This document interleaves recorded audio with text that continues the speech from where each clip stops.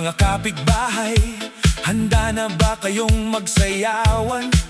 Pero bago tayo magsimula, may isang kapitbahay na laging nakabantay. Kapag may dumaan, alam. Kapag may dumating, alam. Kapag may nangyari, alam na agad. Sino siya? Ang kapitbahay na chismosa. Palakpak, kaliwa, kanan, sabay-sabay. Sa umaga pa lang, bukas na ang bintana. May hawak na kape, nakasilip sa kalsada. Kapag may dumaan, agad siyang nakatingin. May bagong kwento na naman sa kaniyang isipin. Si Aling Chismosa laging nasa pwesto. Kahit walang balita, gumagawa ng kwento. May naglakad lang, may napansin na agad. May bagong chismis, bago pa man makalakad. Kapag may bisita sa kabilang bahay, maya-maya alam na kung sino at saan galing. Kapag may bagong damit ang kapitbahay, may komentaryo agad bago pa man bumate. Kapag may motor na bagong nakaparada, may tanong agad kung kanino at saan galing iyon. Kapag may nagtawanan sa kabilang kanto, iniisip niya kung ano ang pinag-usapan doon. Pero kapag tinanong kung saan niya nalaman, ngumingiti lang at kunwaring walang alam.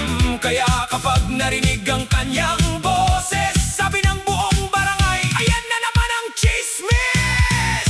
Chismosa, chismosa, kapitbahay na laging nakabantay. Chismosa, chismosa, kahit anong balita, alam agad tunay. Kaliwa, kanan, taas ang kamay, sayaw-sayaw tayo hanggang madaling araw. Chismosa, chismosa, pero ngayong gabi, disco muna ang buhay. Kaliwa, hey, hey, hey, kaliwa, kanan, kaliwa, kanan. Palakpak, palakpak, ikot, ikot, everybody dance! Chismosa, chismosa, chismosa, chismosa, chismosa. Kapag may bagong bisikleta sa kalsada, tiyak may tanong kung sino ang bumili niyan. Kapag may bagong halaman sa harapan, may investigasyon na parang may kasalanan. Kapag may narinig na malakas na tawanan, agad lalabas para makibalita naman. Kapag may videoke sa kabilang bahay, alam pati kanta bago pa man matapos ang gabi. May notebook yata sa dami ng impormasyon. Bawat pangalan ay nasa kanyang koleksyon. Pero aminado ang buong kapitbahayan, walang boring kapag siya ay nariyan. Kahit simpleng balita ay nagiging palabas, kahit maliit na kwento ay lumalaki ng wagas. Pero wag tayong maggalit mga kaibigan, gawin na lang nating biro ang kanyang katangian. Dahil kapag may handaan sa barangay, siya rin ang unang nag-aaya ng sayawan. Kaya ngayong gabi, walang tampuhan, ng chismosa natin ay kasama sa kasiyahan. Chismosa, chismosa, kapitbahay na laging nakabantay. Chismosa, chismosa, kahit anong balita, alam agad tunay. Kaliwa, kanan, taas ang kamay, sayaw-sayaw tayo hanggang madaling araw. Chismosa, chismosa, pero ngayong gabi, disco muna ang buhay. Bass, boom, boom, boom, clap, clap, clap, boom, boom, boom. DJ, lakasan mo para marinig hanggang kabilang bahay. Pero huwag mag-alala, walang chismisan ngayong gabi. Sayawan lang, eh, eh, eh. May nagsabing may bagong trabaho si Jun. Kinabukasan alam na ito ng buong purok. May nagsabing may bagong bisita si Nena. Maya-maya may kwento ng kasama ang buong eksena. May nagsabing may bagong lutong ulam. Biglang may tanong kung sino ang kumain kanina. Kapag may bagong sapatos ang kapitbahay,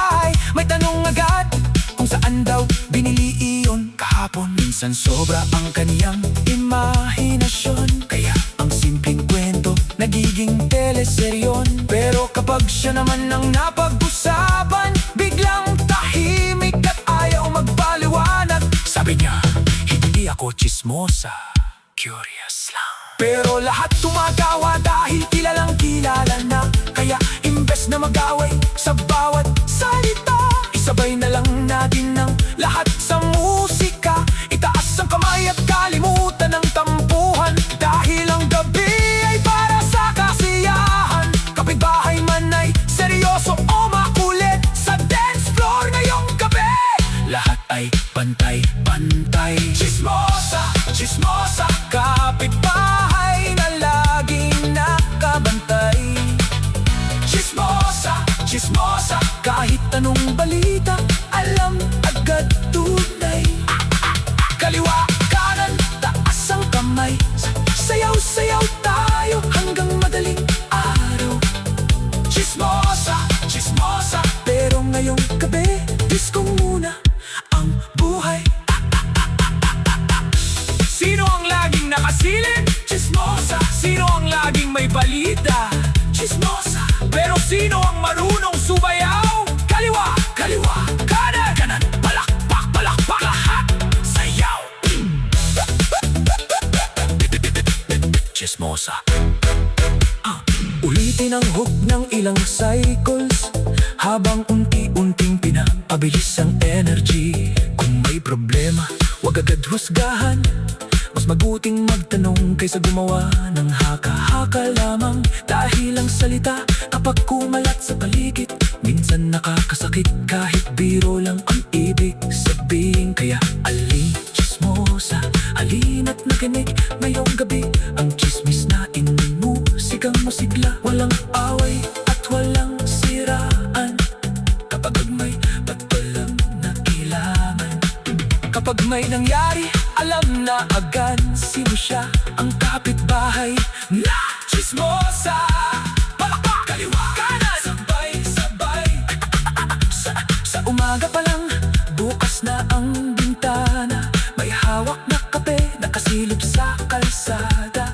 Kapag may dumaan, agad siyang nakatingin, may bagong kwento na naman sa kanyang isipin. Si Aling Chismosa, laging nasa place. Magandang gabi, barangay! Handa na ba kayong magsayawan? Pero bago ang lahat, sino ba yung kapitbahay na laging tumitingin? Kapag may bagong gamit, kapag may bagong sasakyan, kapag may bagong pera, aba, siya na ang kapitbahay na mukhang pera. Buksan ang ilaw, lakasan ang tugtog, itaas ang kamay, kaliwa, kanan, sabay-sabay. Kapag may bagong gamit, agad napapatingin. Kapag may bagong damit, gusto niyang malaman. Kapag may bagong cellphone, tanong agad ang presyo. Magkano yan? Ang unang tanong sa iyo. Kapag may bagong sapatos, tinitingnan ng tatak.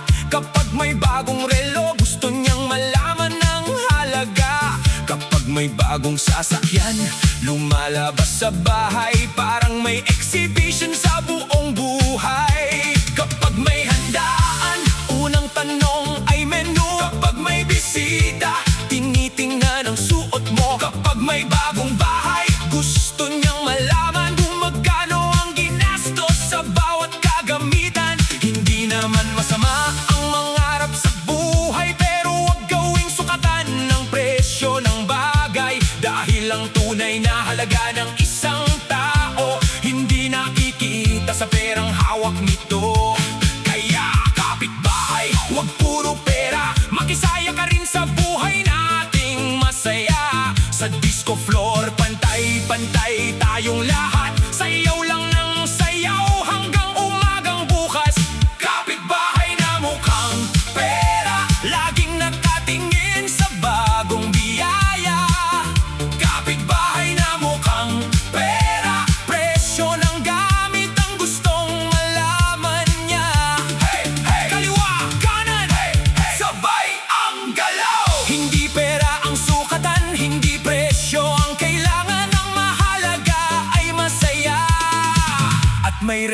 respeto sa kapwa. Money, money, money, pero wag puro money. Sayaw, sayaw, kaliwa, kanan, ikot, palakpak. DJ, dagdagan ng bass, everybody dance. May bagong motor, agad siyang lumabas. Tinitingnan ang modelo mula harap hanggang likod. Magkano kaya yan? Tanong niya sa tabi, parang siya ang bibili kinabukasan mismo. May bagong TV, gusto niyang makita. May bagong ref, kailangan malaman ang presyo. May bagong sofa, tinitingnan ang brand. Parang may shopping list sa bawat tahanan. Kapag may bagong sapatos, may komento. Kapag may bagong bag, may tanong na diretso. Kapag may bagong alahas, napapatingin at gusto niyang malaman kung magkano ang halaga. Pero ang buhay ay hindi paligsahan, hindi kailangan laging magpakitang gilas. Ang simpleng buhay ay maaari ring maging masaya kahit walang mamahaling bagay sa mesa. Kaya kapitbahay, relax ka lang. Wag lahat ng bagay ay kailangang presyuhan. Tara sa dance floor, sabay nating kalimutan ang usapang pera. Hanggang bukas na lang. Kapitbahay na mukhang pera, laging naghahanap ng mamahaling bagay. Kapitbahay na mukhang pera, pero ang saya ay hindi nabibili ng pera. Kaliwa, kanan, sabay ang paa, palakpak, taas ang kamay, disco sa barangay. Kapag may bagong gamit, Kapag may bagong sasakyan, magkano yan? kapag may handaan, Sayaw muna!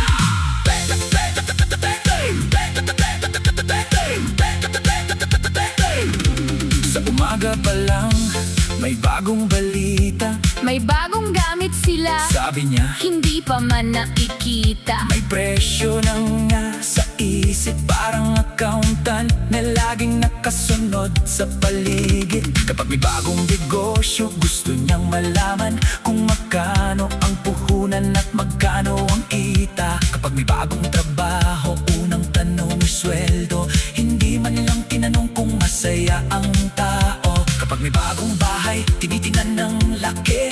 Kapag may bagong kotse, tinitingnan ng tatak.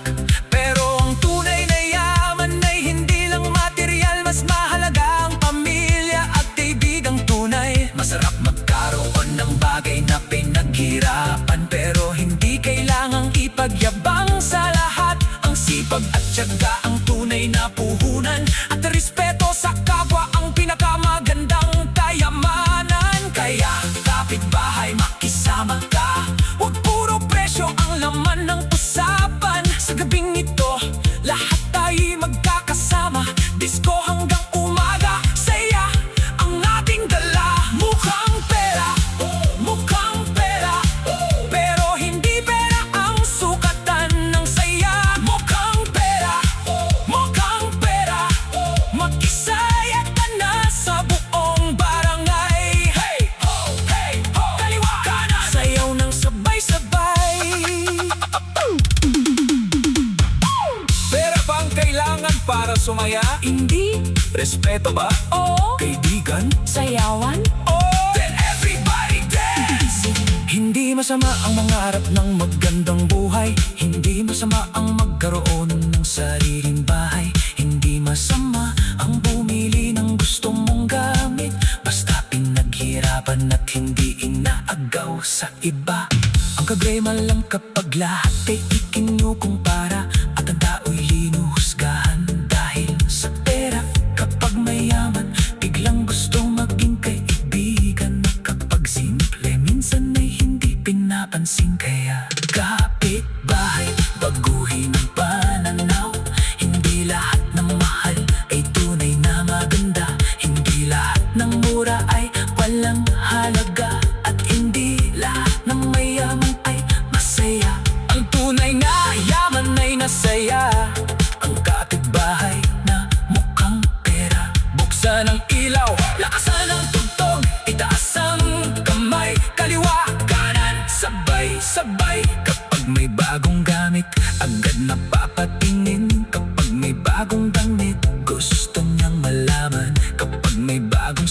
cellphone, tanong agad ang presyo. Magkano yan? Ang unang tanong sa iyo.